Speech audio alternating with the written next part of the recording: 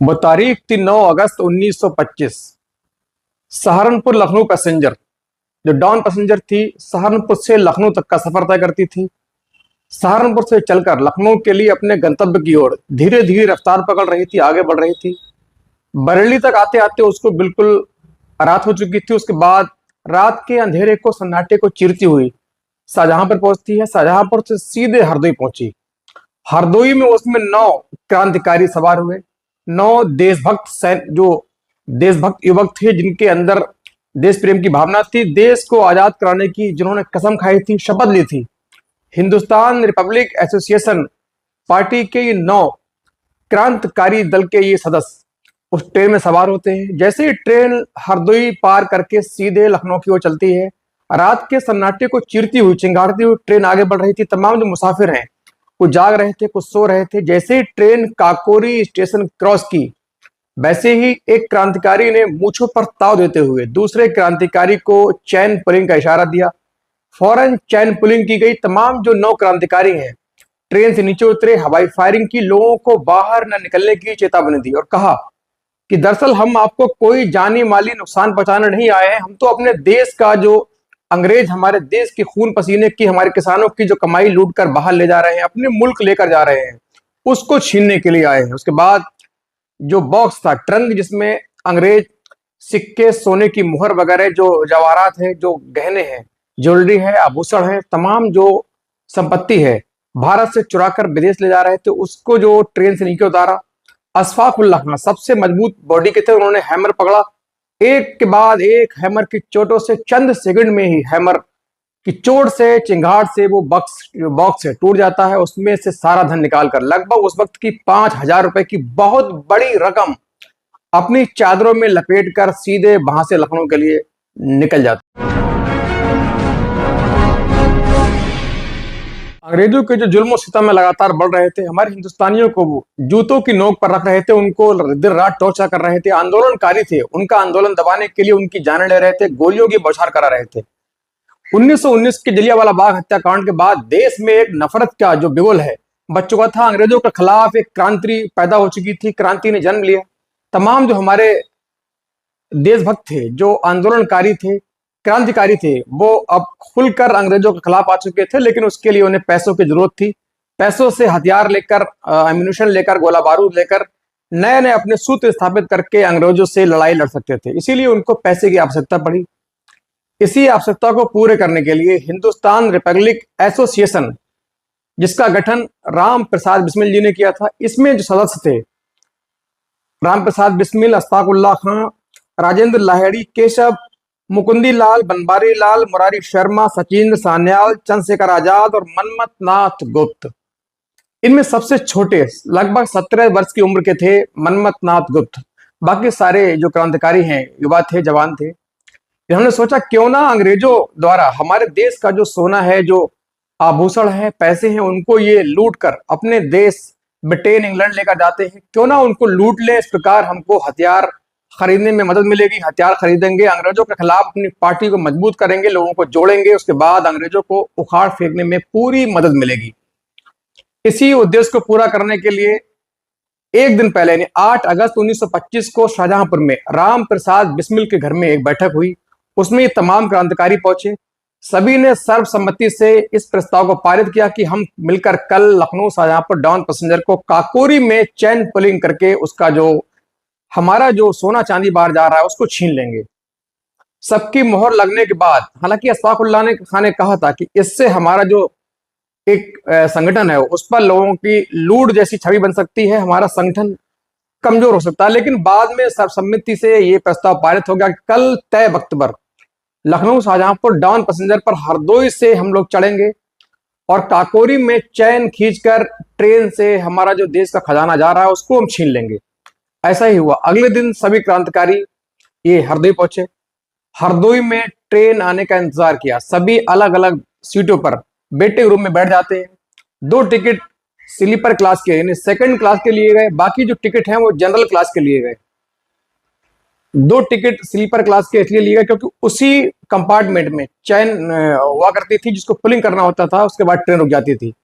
अब तय वक्त पर ट्रेन पहुंची। जैसे ही चिंगारते हुए ट्रेन हरदोई स्टेशन पहुंची, कि तमाम क्रांतिकारी अपनी शाल चादर ओढ़कर सीधे ट्रेन में दाखिल हो जाते हैं और अपनी मंजिल की उम्मीद में बैठे हुए अपना सफर को काट रहे होते हैं। धीरे धीरे ट्रेन जो है अंधेरा छाटते हुए, अंधेरे को काटते हुए, रात के सन्नाटे को चीरते हुए आगे बढ़ रही थी। जो जो ट्रेन आगे बढ़ रही थी, त्यों त्यों इन क्रांतिकारियों के दिल में उमंग पैदा हो रही थी कि जैसे ही काकोरी आएगा, ट्रेन की चैन पुलिंग करेंगे, अपना सामान अंग्रेजों से छीन लेंगे। कुछ घंटों के बाद काकोरी जो स्टेशन है वो आ जाता है। कुछ घंटे के सफर के बाद काकोरी स्टेशन पहुंचती है। काकोरी लखनऊ से कुछ किलोमीटर पहले हरदोई जो ट्रैक पर है। काकोरी पहुंचते ही जो स्लीपर क्लास में जो क्रांतिकारी बैठे थे, उन्होंने सीधे मूछों पर ताव फेरते हुए दूसरे क्रांतिकारी को इशारा किया। उसने फौरन चैन पुलिंग कर दी। चैन पुलिंग करते ही तमाम क्रांतिकारी अपने अपने कंपार्टमेंट से नीचे उतरे और लोगों को समझाने के लिए, थोड़ा खौफ पैदा करने के लिए हवाई फायरिंग शुरू कर दी। लोगों से बाकायदा ये गुजारिश की गई, चिल्लाकर बताया गया कि आपको हमसे कोई खतरा नहीं है, आपकी जान लेने नहीं आए हैं, हम तो अपने देश का जो लूट के अंग्रेज खजाना लेकर जा रहे हैं उसको लेने आए हैं।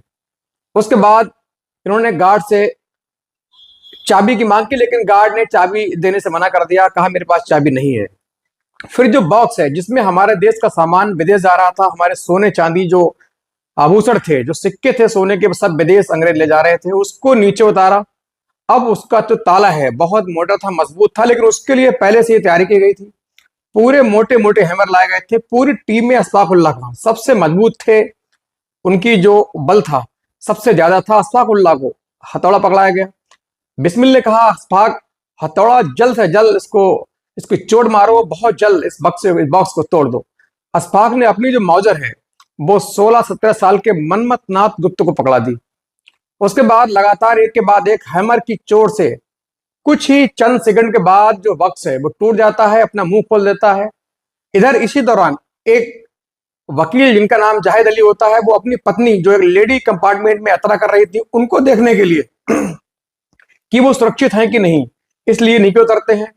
तभी ये क्रांतिकारी उनको वार्निंग देते हैं, लेकिन वो वार्निंग को अनसुना करके लगातार आगे बढ़ रहे होते हैं। इसी दौरान जो अशफाक की पिस्तौल मौजर है मनमथ नाथ गुप्त के हाथों में थी, पूरी लोड थी, वो हवाई फायरिंग के लिए उन्होंने चलाई, लेकिन गलती से सीधा फायर लग जाता है और वो गोली इत्तेफाक से जो यात्री जाहिद अली जो एक लायर थे उनके लग जाती है। उनकी घटनास्थल पर ही मृत्यु हो जाती है।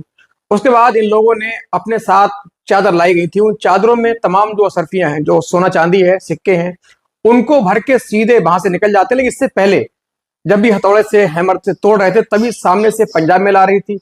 जैसे ही पंजाब मेल की आवाज सुनाई दी, लाइट दिखाई दी, इन लोगों को ये डर हुआ कहीं पंजाब मेल वाले हमें देख ना लें, उसके चालक दल के सदस्य हैं, आगे जाके स्टेशन पर इन्फॉर्म न कर दें। इसीलिए सभी ने फैसला किया कि चुपचाप अपनी अपनी जगह पर खड़े हो जाओ या लेट जाओ। उसके बाद ये सभी ट्रेन की आड़ में आड़ लेकर खड़े हो जाते हैं, कुछ लेट जाते हैं। चिंगारती हुई तेज रफ्तार के साथ साउंड करती हुई पंजाब मेल निकल जाती है, शाहजहांपुर की ओर रवाना हो जाती है। उसके बाद फिर उन्होंने सीधे अपने बॉक्स में ये तमाम सिक्के सोना चांदी है भर लेते हैं, सीधे इनको लेकर के लखनऊ चले जाते हैं। वहां एक पार्क में रात के लगभग दूसरे तीसरे पहर में लखनऊ पहुंचते हैं। रात में कहीं जाने के बजाय पार्क में लेटकर ही रात को काटते हैं, कुछ देर आराम करते हैं। सुबह होते ही जंगल में आग की तरह पूरे भारत में खबर लगती है कि काकोरी में हिंदुस्तानी क्रांतिकारियों ने अंग्रेजों का सोना लूट लिया। इसके बाद अंग्रेजों का गुस्सा साथ में उफान पर आया। अंग्रेजों ने ये तय किया कि किसी भी कीमत पर इनको पकड़ेंगे, फांसी देंगे, क्योंकि इस घटना ने पूरे देश में क्रांति की लहर पैदा की। अंग्रेजों के खिलाफ गुस्सा लोगों में पैदा किया, लोगों में एक साहस, हौसला, हिम्मत पैदा की कि हम जो चाहें अंग्रेजों के खिलाफ कर सकते हैं। अंग्रेजों में ये एक मैसेज गया कि हिंदुस्तानी हमारे खिलाफ कुछ भी कर सकते हैं। इतना बड़ा ट्रेन हमारा माल जब छीन सकते हैं हमसे, अपने माल को वापस कर सकते हैं, तो अपने देश को भी फिर से अपने हवाले अपने वापस कर सकते हैं, इसकी आजादी ले सकते हैं। इसीलिए अंग्रेजों ने बिल्कुल पागल हो गए, गुस्से में चकनाचूर हुए। बहुत जल्द इनके जो फोटो हैं उनके स्केच बनवाए गए। तमाम रेलवे स्टेशन है, कोतवाली है, पुलिस स्टेशन है, धर्मशालाएं हैं, तमाम उन पर इनके फोटो चिपकाए गए और बाकायदा इन पर उस वक्त के बहुत बड़े 5,000 की बहुत बड़ी रकम के इनाम की घोषणा की गई। 5,000 शायद अब के 5 अरब होंगे। 1925 के 5,000 रुपए अब के शायद 5 अरब के बराबर हो, 500 करोड़ के बराबर हो, वो घोषणा की गई। समझिए कितना बड़ा कांड रहा होगा, अंग्रेज कितना इससे भयभीत हुए होंगे, इसका अंदाजा इस पुरस्कार को देखकर आप लगा सकते हैं। उसके बाद अंग्रेजों ने धरपकड़ के लिए टीमें गठित की। बहुत जल्द उनको वहीं चूंकि ये जो क्रांतिकारी थे जल्दबाजी में रात के अंधेरे में अपने साथ शाहजहांपुर के बासरमैन के यहाँ की ठप्पा लगी, मोहर लगी, धुली हुई चादर थी, वो भूल गए थे। उसी चादर को अंग्रेजों ने पहले सबूत के तौर पर लिया, उसके आधार पर अपनी जांच आगे बढ़ाई। उस पर जो मोहर लगी थी उस पर एक धर्मशाला और धोबी का नाम लिखा हुआ था, एक बासरमैन की मोहर लगी थी। फौरन उनकी टीमें जो हैं कुछ ही दिनों में शाहजहां पर पहुंची, वहां मालूमात की तो उन्होंने कहा, उसने बताया कि हमने फला व्यक्ति को ये चादर दी है। उस व्यक्ति को पकड़ा गया, उसने फिर इन क्रांतिकारियों में से एक क्रांतिकारी का नाम ले लिया। उसके बाद कड़ी से कड़ी जोड़ी गई। तमाम जो पुलिस है, अंग्रेज पागल हो चुके थे, अंग्रेज दिन रात पसीना एक कर रहे थे, अंग्रेज दिन रात, अंग्रेजों की आंखों की नींद गायब थी, उनकी जड़ें हिल चुकी थी, उनके जो प्रतिष्ठा है उस पर सीधे चोट थी, उन पर सीधी करारा जो घात था उनके ऊपर, अंग्रेजों के ऊपर सीधा वार था। उन्होंने दिन रात एक की टीमें गठित की, धीरे धीरे इनकी गिरफ्तारियां शुरू हुई। उन्होंने सबसे पहले हिंदुस्तान रिपब्लिक एसोसिएशन पार्टी के 40 सदस्यों को गिरफ्तार किया। फिर धीरे धीरे जो तमाम जो क्रांतिकारी हैं इनकी गिरफ्तारी होना शुरू हो गई। लगभग 3 महीने में सभी जो क्रांतिकारी, चंद्रशेखर आजाद को छोड़कर तमाम जो क्रांतिकारी गिरफ्तार हो गए। सबको अलग अलग जेलों में रखा गया, सबका मुकदमा चला। इन लोगों को जेल में रखा गया, एक बैरक में रखा गया। वहां रहकर उन्होंने गाना गाया, एक गाने की रचना की। बिस्मिल ने एक गाना गाया, चूंकि बसंत पंचमी आने वाला था तो अशफाक और बाकी सदस्यों ने कहा कि बिस्मिल एक इस पर गाना लिखिए, हम तारीख पे जाएंगे तो गाना गाते हुए जाएंगे। फौरन उन्होंने लिख दिया, मेरा रंग दे बसंती चोला। और बाकायदा तारीख के लिए जब जाते थे, कोर्ट पर पेशी के लिए जाते थे, तो इस गाने की जो पंक्तियां हैं उसको गुनगुनाते हुए निकलते थे। उसके बाद ये जो तमाम क्रांतिकारी हैं उनको अलग अलग जेलों में रखा गया, इन पर मुकदमा चला, तमाम जो सबूत हैं जुटाए गए। कहते हैं इनमें से ही एक इनके सदस्य ने विश्वासघात किया, घर के भेदी ने लंका ढाई, उसने अंग्रेजों का साथ दिया। पूरी तरीके से वो सरकारी गवाह बन गया, फांसी से बचने के लिए, सजा से बचने के लिए सरकारी गवाह बना। उसने पूरी तरीके से पूरी घटना पर तस्दीक कराई, अपनी मोहर लगाई कि ये घटना बिल्कुल इनके द्वारा की गई, ऐसे ऐसे प्लान बना, यही इनका उद्देश्य था।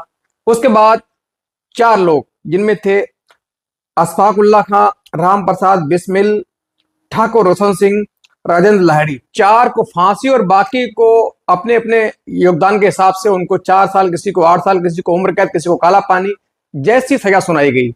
उसके बाद पूरे देश में अलग जगी, पूरे देश में माहौल, मैसेज गया कि हम क्रांतिकारी जो चाहें वो कर सकते हैं, अंग्रेजों में खौफ पैदा कर सकते हैं, अंग्रेजों को अपने देश से खदेड़ सकते हैं। अब इनको मुकदमा जब पूरा हो चुका था, इन सभी को सजा हो चुकी थी, फिर इनको 19 दिसंबर 1927 को राम प्रसाद बिस्मिल को गोरखपुर की जेल में फांसी दी गई, अशफाक उल्लाह खां को फैजाबाद की जेल में फांसी दी गई, ठाकुर रोशन सिंह को नैनी यानी इलाहाबाद की जेल में फांसी दी गई, राजेंद्र लाहिड़ी को 2 दिन पहले यानी जो 19 दिसंबर से 2 दिन पहले 17 दिसंबर को गोंडा जेल में फांसी दे दी गई। इस प्रकार तमाम जो रवाकरे थे, देश के मतवाले थे, परवाने थे, अपने अपने प्राणों की रक्षा न करते हुए, देश की रक्षा करते हुए अपने प्राणों पर झूल गए।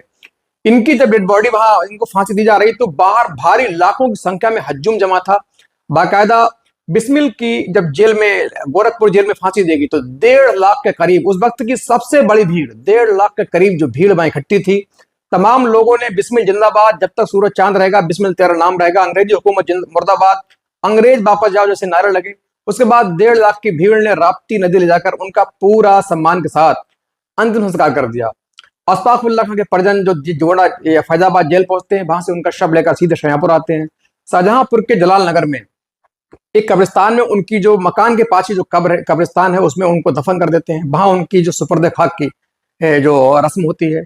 और बाकी जो 2 शहीद हैं उनको भी ठाकुर रोशन सिंह को खेड़ा नवादा, पीलीभीत शाहजहांपुर के डिस्ट्रिक्ट में खुदागंज के पास उनका गांव है जो कि नवादा में उनका अंतिम संस्कार किया गया। राजेंद्र लाहिड़ी को उनके गांव में उनका संस्कार किया गया। उसके बाद तमाम पूरे देश में ये मैसेज गया, एक अलग जगी, ये शहीद तो हो गए, ये अपनी जान पर खेल गए, लेकिन इन्होंने जगा दी एक ऐसी अलग जो 1947 तक अंग्रेजों के लगातार चुपती रही, भुगती रही, उनको काटती रही। उसका नतीजा ये हुआ कि अंग्रेज हिंदुस्तानियों के विद्रोह से, उनकी नफरतों से, उनकी चोटों से, उनके वारों से, उनके आंदोलनों से, क्रांतिकारियों के जो आंदोलन है उनसे परेशान होकर उन्होंने लगाया अंदाजा कि अब हमारा देश में रहना सुरक्षित नहीं है, लिहाजा हमको देश को आजाद करना ही होगा। इस प्रकार 15 अगस्त 1947 को हमारा देश आजाद हो गया।